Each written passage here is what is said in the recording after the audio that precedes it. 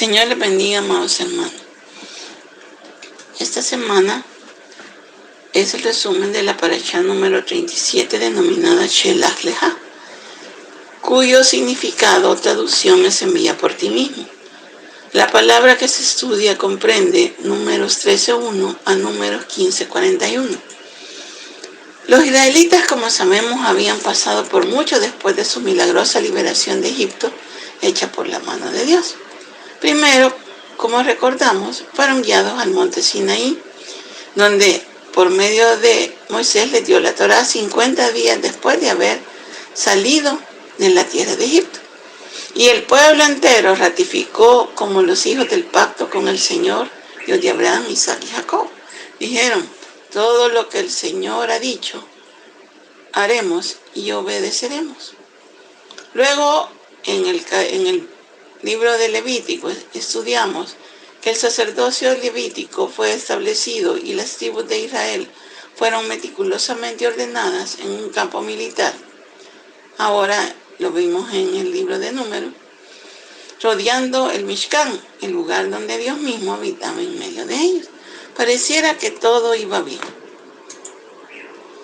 Después de acampear al pie de Sinaí por cerca de un año, entonces los israelitas son mandados por la Shekinah de Dios y guiados por esta misma a Padan Aram. Y la forma en que fueron guiados fue por una columna de nube durante el día y una columna de fuego durante la noche, en ruta hacia la tierra prometida, la tierra de Canaán, la cual Dios juró a Abraham y a sus descendientes para siempre como posesión eterna. Todos estos eventos acontecieron, como hemos ido marcando, durante los primeros 13 meses después de dejar Egipto. Ahora nuestra porción abre con la gloria de Dios, guiando amorosamente a su pueblo a Canaán. Y dice de la siguiente forma. Y le dijo el Eterno a Moisés. Miren lo que dijo el Eterno a Moisés. Envía de parte tuya, dice la versión Kadosh, hombres a reconocer la tierra de Canaán, la cual yo estoy dando a los hijos de Israel. De cada tribu ancestral, manda a alguien que sea príncipe en su tribu. Como vemos, ahí hay algo que debemos notar y dice, envía de parte tuya. Y como ya habíamos dicho, también puede decirse, envía por ti mismo. ¿Por qué se da esta situación?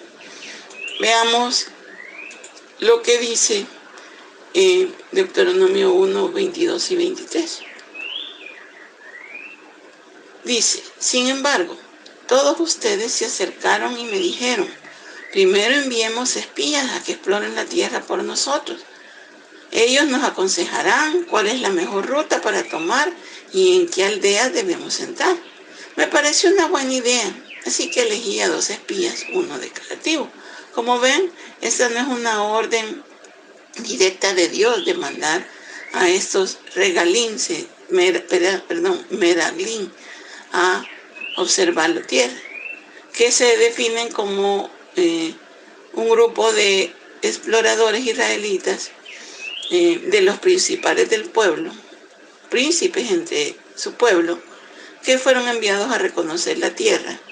Y ellos fueron los que pidieron que esto fuera así, ya desde allí dudando de lo que Dios había prometido. Y por eso Moisés les dice que quizás que iba a consultar al Señor, y el Señor les responde de la manera en que hemos visto en Números 13:1, envía por ti mismo o envía de parte tuya. Así que el Señor dio autorización, sin embargo no fue el que dio la instrucción. No sé si me explico en cuanto a la forma en que se dio esto. Bueno, es de hacer notar cómo los capítulos de Números 11 al 13, el 11 y el 12 pertenecientes a la parashá anterior, Behaloteja, y es el capítulo 13 perteneciendo a la porción de estudio Shelach Leha, pues básicamente están unidos entre sí. ¿Por qué? Bueno, porque en el capítulo 11 se trata de cómo varios del pueblo se quejaron contra Dios y sugirieron que Él no guardaría la promesa de proveer y proteger a la nación. surgiendo desde ya espíritu de duda y de falta de fe. En el capítulo 2 se relata el pecado de Miriam y Aarón cuando murmuraron contra Moisés, y esa murmuración trajo como consecuencia que el campamento no avanzara por una semana. Eso lo podemos ver en el capítulo 12, y dice así.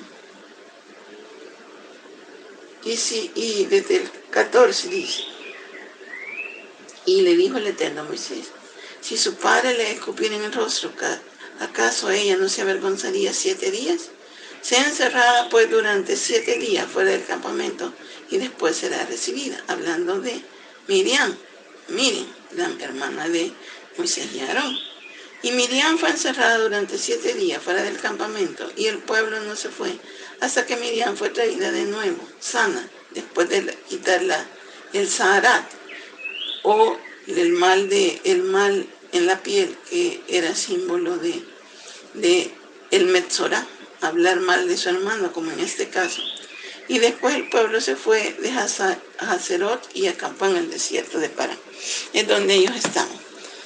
Bueno, el pecado de los espías, como vemos, leímos que el pecado de Miriam, de hablar en contra de su hermano, hizo que ellos estuvieran una semana sin avanzar, y el pecado de los espías hizo que el campamento no avanzara por 39 años.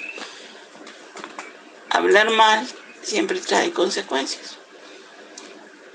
Aquí vemos el pecado del mal reporte, a veces llamado el pecado del reporte malvado de los exploradores, que trajo consecuencias tan graves en el mismo grado que el pecado del becerro de oro, puesto que en ambos Dios quiso destruir al pueblo de Israel.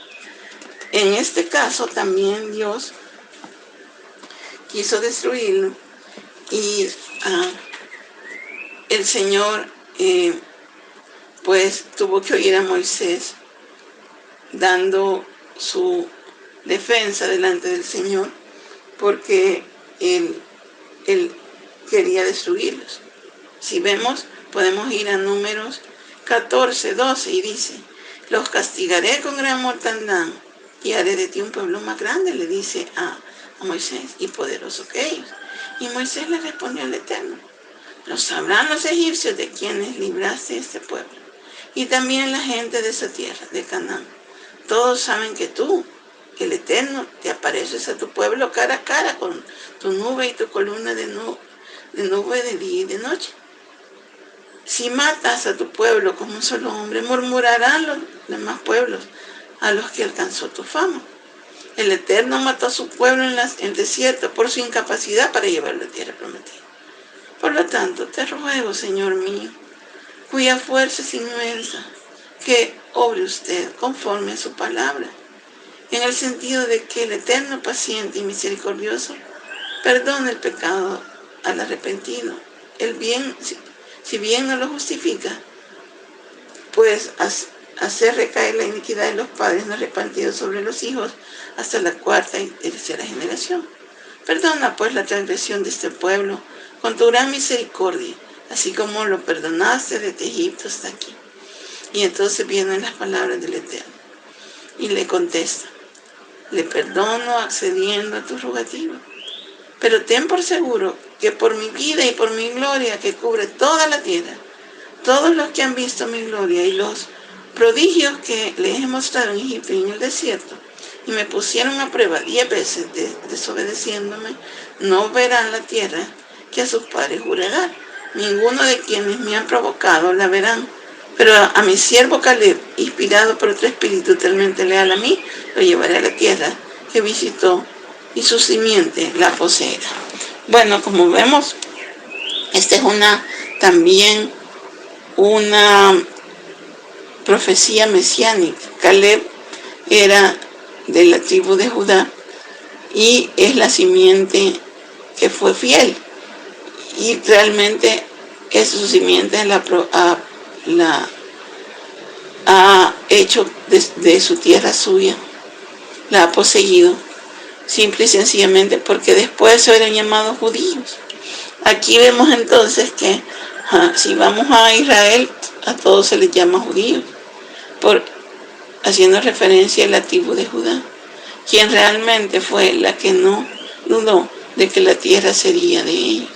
Así que después de mucho tiempo, el Eterno también cumple su promesa con esto, como vemos.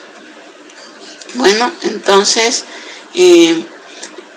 Dios quiso, como vimos, destruir al pueblo, pero también después, en su misericordia y en su bondad, Dios se arrepiente, o más bien,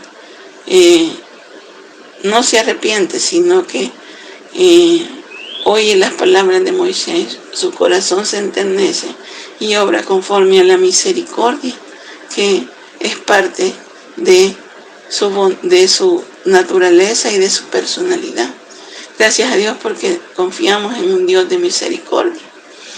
En los capítulos del 11 al 13, las personas involucradas no mostraron voluntad de aceptar las prescripciones del Señor, lo cual se evidenció en su falta de fe, llevándolos a que consecuentemente murmuraban de forma insensata, demostrando total rebeldía a Dios. Por eso es que la rebeldía es como pecado de idolatría, como dice el primer libro de Samuel 15:23. Que Dios nos libre de tener ese pecado de idolatría dentro de nuestros corazones y que Él nos haga de forma que nos arrepintamos cuando nos rebelamos ante Dios, cuando veamos que las cosas no están pasando como nosotros quisiéramos. Pero sin embargo tenemos la gran promesa de Dios de que no nos dejará ni nos desamparará, de que Él siempre cuidará de nosotros y proveerá para todas nuestras necesidades, ya sean estas materiales, emocionales o espirituales. Así que sigamos confiando en el Eterno y creamos en su palabra, porque sin fe es imposible agradar a Dios. Bueno, ¿cuáles fueron las instrucciones de Moisés a los exploradores? Eso lo encontramos en el capítulo 13, después de nombrar a cada uno de los príncipes. Dice el capítulo 13, 17. Y envió a sus emisarios para explorar la tierra de Canaán, diciéndoles: ir por ahí hacia el sur y subir la montaña, y ver cómo es la tierra y cómo son quienes la habitan, si son fuertes o débiles, pocos o muchos. Evaluar la tierra, cerciorando si es buena o mala, y mirar las ciudades, verificando si son abiertas o fortificadas. Ver qué tal es la tierra, si fértil o estéril, si hay en ella árboles o no lo hay, y procuraréis traer muestras del fruto de la tierra. En ese momento los viñedos daban los primeros racimos. Bueno, entonces, como vemos, las instrucciones estaban claras y se pueden resumir en 4. Dice: 1. Debían de ir por el Negev, la región sur de la tierra, y después tomar la región montañosa, viajando hacia el norte. Todo bajo la región montañosa. Ellos tenían que ver a los habitantes y la tierra y todo lo demás que les fue ordenado desde arriba, puestos los ojos en Jesús. Mirad hacia arriba, dice Pablo. Poner la mira en las cosas de arriba y no en las de la tierra. 2, ellos deberían evaluar el poderío de los habitantes, incluyendo su fuerza militar y su número, con el fin de planificar una estrategia de ataque, no de atemorizarse por lo que veían. 3, debían observar si las ciudades eran sin muros y fortificadas. Y 4, debían observar si era una tierra fructífera y tener muestra de sus frutos. Eso confirmaría que era una tierra de leche y miel y que Dios realmente había prometido algo que iba a cumplir y que lo que Dios dice es verdad. Pero ellos no actuaron de esa forma, sino que aún cambiaron un poco el camino y descendieron a varios valles, lo que hizo que vieran las cosas desde abajo y no desde arriba, como el águila. Así que ellos pues fallaron al hacer esto. Y de ahí vienen con su reporte, con el reporte malvado. Las primeras palabras fueron de bien, según lo que habían visto sus ojos. Era en verdad una tierra que fluía leche y miel. Y vemos el primer reporte, y dice: al cabo de 40 días se presentaron ante Moisés, Números 13:25, y retornaron de esa búsqueda al cabo de 40 días. Y se presentaron ante Moisés, a Aarón y toda la congregación de los hijos de Israel en Kadesh, desierto de Parán. Refirieron lo que habían visto y entregaron el fruto de la tierra. Y les relataron a Moisés. Aquí viene el reporte malvado. Fuimos a la tierra donde nos enviaste, y de veras allí mana, leche y miel. Este es el fruto de ella. Traían un gran racimo, como hemos visto. Pero la gente que mora allí es poderosa. Sus ciudades son fortificadas y muy grandes. Además hemos visto allí a los hijos de Anak. Los amalecitas viven en la tierra del sur. Los hititas, heteos, y los jebuseos y los amorreos moran en las montañas, y los cananeos habitan junto al mar y en las costas del Jordán.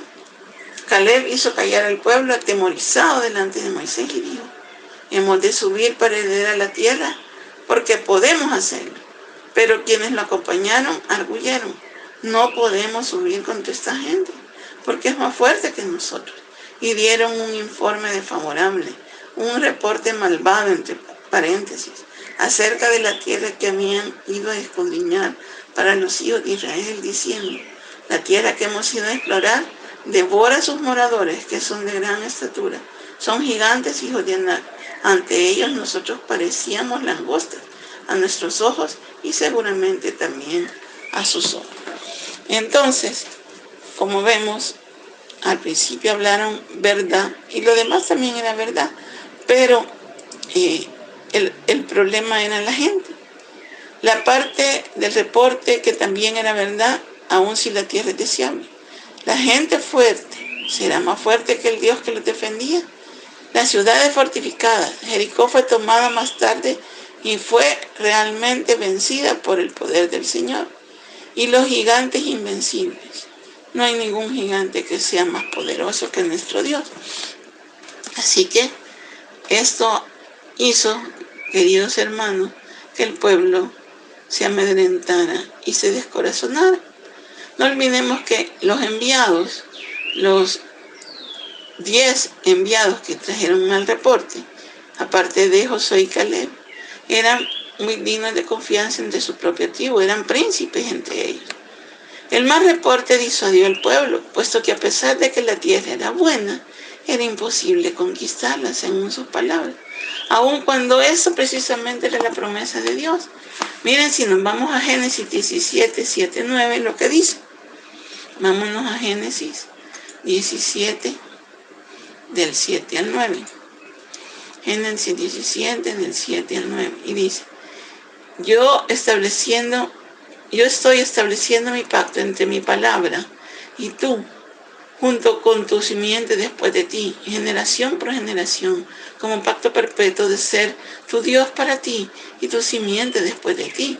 Y aquí viene la gran promesa: yo daré a ti y a tu simiente después de ti la tierra en la cual ahora son extranjeros, toda la tierra de Canaán, como posesión permanente, y yo seré su Dios. El Dios de Abraham le dijo: en cuanto a ti, tú guardarás mi pacto completamente, tú y tu simiente después de ti, generación en generación. Entonces, ya Dios le había dicho miles de años atrás a Abraham sobre esto, y ellos tenían que haber creído en la palabra que fue dicha, no a ellos, sino a su padre Abraham. Luego, también, en Éxodo 3, 7 a 8, cuando son liberados, es ratificada esta promesa. Éxodo 3, del 7 al 8, dice así: Yahvé dijo: yo he visto cómo mi pueblo está siendo oprimido en Egipto, y he oído su clamor por rescate de sus amos, porque conozco el dolor de ellos. Yo he descendido para rescatarlos de los egipcios y sacarlos de ese país a una tierra buena y espaciosa, una tierra que fluye leche y miel, en lugar de los cananeos, los heteos, los amoreos, los pereceos, los heveos y los jebuseos. Sí, el clamor de los hijos de Israel ha llegado a mí. Yo he visto que terriblemente los egipcios los oprimen. Entonces, ellos ya sabían hasta quiénes habitaban allí. No tenía que parecerles mal. Ya había rumores de cómo era la gente de esa tierra. Así que, hermanos, ellos actuaron de una forma que no le agrada a Dios, porque sin fe es imposible agradar a Dios. ¿Cuántas veces actuamos nosotros de esa forma y no creemos las promesas de nuestro Dios? Que el Señor nos perdone y sea reprendido aquel que hace que no confiemos en nuestro Dios. Es verdad que las circunstancias a veces nos hacen caer en esta práctica de la desconfianza al Dios verdadero que nos ha llamado. Pero mayor es en nosotros el que está. Mayor es el que está en el mundo. Y el mayor que está en el mundo tiene ricas y abundantes promesas para nosotros. Y Él dijo que no nos dejará ni nos desamparará. 10 de los hombres enviados a explorar dieron un reporte lleno de pesimismo y mediocridad, olvidando que no era por sus fuerzas la conquista, sino por la mano poderosa de Dios, de la misma forma como habían sido librados de Egipto. Ay, Señor, perdónanos por nuestra falta de fe. El mal reporte se evidencia en el uso de una palabra que la tienen ustedes ahí y es FES, F-E-S, en hebreo, que podría traducirse como no obstante, después de decir que la tierra es buena, poniendo en juicio la palabra de Dios. No había necesidad de una palabra que implicara contradicción con la buena noticia de que la tierra efectivamente era buena, de lo que el Señor había dicho era verdad. Tal como Dios lo había prometido, así era. Es una tierra que fluía leche y miel, y Él no les había dicho que iba a ser fácil conquistarla. De hecho, cuando comienza el libro de Números, empieza con un conteo de los hombres que están listos para ir a la guerra, porque aunque el Señor iba a ir con ellos, ellos tenían que usar sus armas ungidas por el poder de Dios para poder tomar esa tierra que Dios había prometido a sus antepasados. Esta perspectiva hizo que Dios quedara como mentiroso ante el pueblo, diciendo: no podemos subir contra ese pueblo porque es más fuerte que nosotros, como lo dice Números 13:31. Entonces, el reporte hizo que el pueblo, todo el pueblo, se descorazonara, porque ellos eran los grandes, como ya habíamos dicho, los grandes príncipes entre ellos. Se olvidaron que Dios había prometido pelear por ellos contra sus enemigos, no en mi fuerza, sino en la fuerza de Dios. Él mismo dijo que mirad y ved la salvación de vuestro Dios. Realmente ellos no podían solos, así como nosotros no podemos solos. Pero Dios había asegurado la conquista de la tierra, por la cual la conquista estaba prácticamente ganada. El gran obstáculo, si observamos, y es lo que repiten, aún no es las ciudades fortificadas, sino que los nefalín o los gigantes. Eso era lo que asustaba terriblemente al pueblo. Y aquí viene una palabra que se usa para dar este reporte, y es deba. Y es a menudo usada para denotar algo que es contrario a lo que es correcto. O también es una palabra para entenderla como calumnia, como no decir la verdad de una persona y que ésta sea desacreditada. Aquí la persona desacreditada era Dios mismo. Esa palabra es usada en Proverbios 10:18.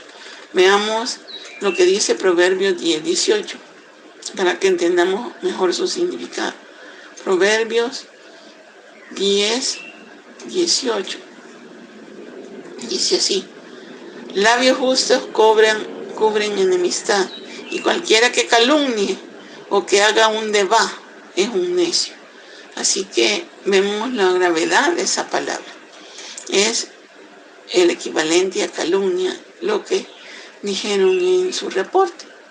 Lo que los exploradores reportaron, haciendo un resumen, pues era verdad en cuanto a lo que vieron, mas no en lo cuanto ellos asumieron por parte de su propio corazón. Engañoso es el corazón. De hecho, Moisés los envió para que observaran la realidad y actuaran en fe de acuerdo a ella. El haber cambiado un poco su ruta, porque ellos, como les dije, no anduvieron siempre arriba, sino que bajaron. Y sobre todo la forma en que ellos articularon el reporte hizo que todo el pueblo se descorazonara y temiera. Ellos hicieron poner en entredicho si el Dios quien los guiaba en el desierto era confiable y verdadero, lo que acarrió que toda la gente desconfiara de Dios. Pero gracias a Dios siempre hay hombres que no se portan como los demás. Y estos fueron Josué y Caleb.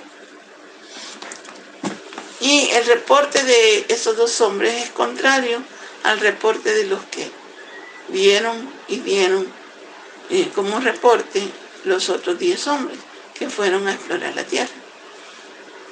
Josué y Caleb habían observado a los mismos hombres y a las mismas ciudades fortificadas, sin embargo los habían visto con los ojos del Espíritu y desde las alturas, como Moisés les instruyó. Entonces Caleb calmó al pueblo delante de Moisés y dijo: debemos ciertamente subir y tomar posesión de ella, porque sin duda la conquistaremos.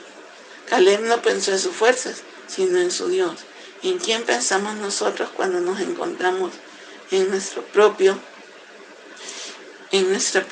falta de fe y en nuestro mal reporte que está dando nuestro propio corazón?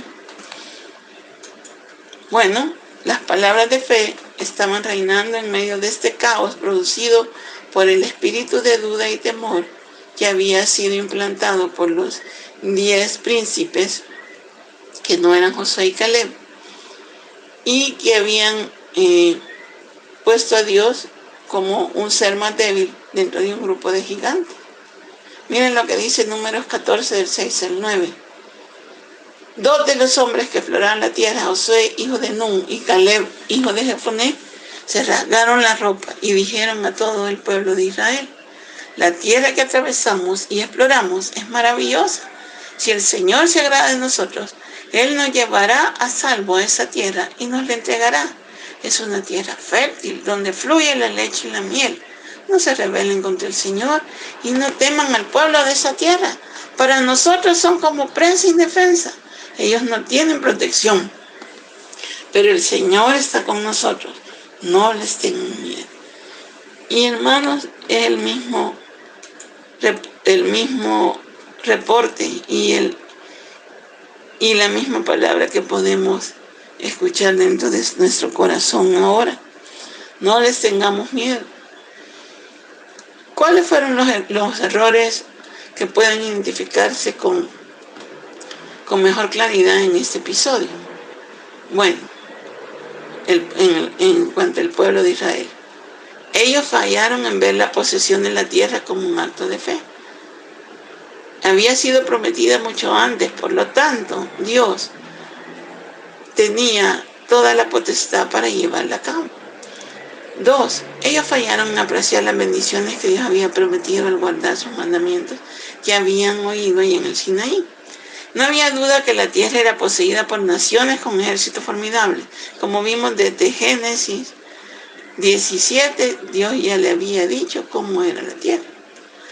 Realmente las ciudades eran fortificadas y los guerreros eran de gran estatura, bélicos y realmente con gran fuerza. Pero la fe considera a Dios más grande que los gigantes, más grandes que toda su creación. Dios es más poderoso que cualquier cosa. La fe se mueve hacia adelante sobre la base de quién es Dios y no en nuestras propias fuerzas y habilidades. En poco tiempo, si confiamos en Dios, la fe descansa en la habilidad del Señor para producir lo que Él ha prometido. A pesar de que parezca dificultades insuperables, mayor es nuestro Dios que cualquier otra dificultad. Luego la fe se convierte en fidelidad, la cual consiste en implementar en nuestras vidas los caminos de nuestro Dios, aun cuando parezca que podría ser resuelto más fácil de nuestra manera. Entonces, nosotros podemos dejar las consecuencias y todo lo que venga en sus manos. Los 10 exploradores, con el mal reporte, a pesar del fruto y lo bueno de la tierra, se enfocaron en los gigantes. En cambio, Josué y Caleb se enfocaron en la estatura del poderoso Israel, que los había libertado de sus enemigos, con mano poderosa, según la promesa que le había hecho Abraham. Los había librado de sus enemigos, como Amalek, quien también habitaba la tierra, y habían vencido anteriormente. ¿En quién escoge poner los ojos usted? ¿En lo que parece imposible, o en el Dios que muchas veces le ha abierto el mar rojo para pasar en seco? Muchas veces. Así que, hermanos, llenémonos de fe y confianza, porque el Señor es quien pelea la batalla por nosotros. Que el Señor les bendiga. Recordemos que el grande y poderoso Dios de Israel es el que guía nuestro camino y el que nos llevará, según su palabra, a la tierra prometida. Un abrazo a todos, que el Señor los llene de fe en esta mañana y en todos los días de su vida. Amén.